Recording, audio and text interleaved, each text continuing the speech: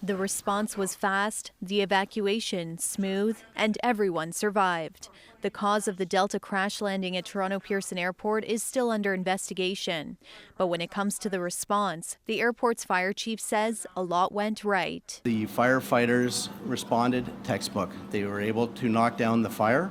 They're able to assist the passengers getting off the plane and then performing triage and then response to the hospitals. Toronto Pearson Fire Chief Todd Aiken says it was a quick response time, within minutes.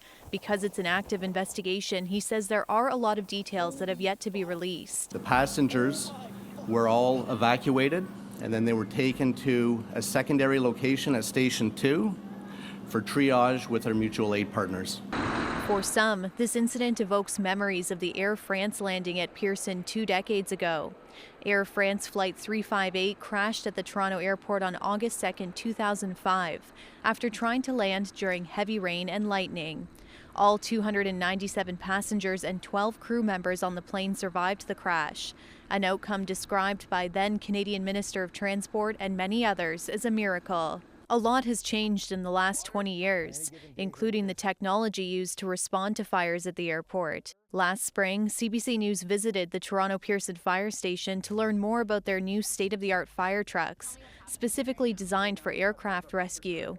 Those specialized trucks were put to use during Monday's response. The trucks are equipped with tires that allow for off-road capabilities regardless of weather conditions, which allows firefighters to get to any runway in under 3 minutes. A typical city fire truck can output 100 gallons of water per minute, while this fleet in comparison has the capacity to produce 1,950 gallons per minute. Upon arrival, there was jet fuel and there was flames.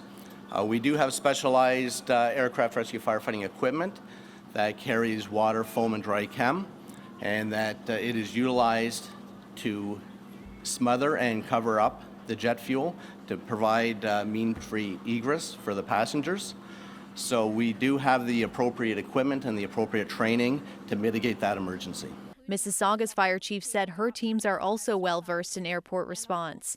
They perform specific exercises to prepare for situations like this. In addition to the exercises conducted each year at Toronto Pearson International Airport, the City of Mississauga conducts its own functional emergency exercise, and we did that in 2021, examining an aircraft accident occurring within the City of Mississauga. Experts are crediting the unlikely survival rate of this crash to these emergency response teams, the pilots, and the aircraft manufacturer. Talia, Ricci, CBC News, Toronto.